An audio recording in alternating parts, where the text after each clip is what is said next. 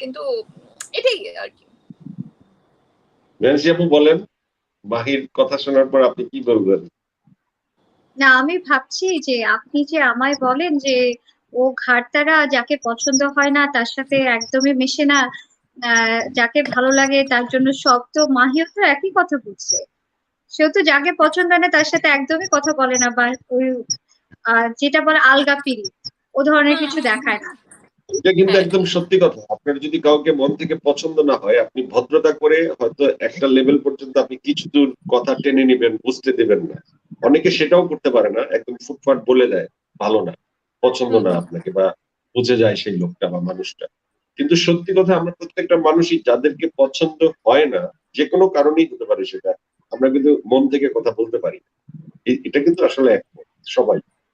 আমার মনে হ্যাঁ, হয় না যে না এটা অনেকে প্রত্যেকটা আছে মানুষের ক্ষেত্রে কেমন একই করে যেন কথা। সব তবে জয় ব্যালেন্স ভাই, করে একটা ফেলে। জিনিস কি জানেন, যে আম, না বলতে শিখতে পারাটা, এটা অনেক কঠিন, কিন্তু যদি কোনোভাবে আপনি শিখে যেতে পারেন, আপনার জীবনের অনেক জটিলতা কমে যাবে।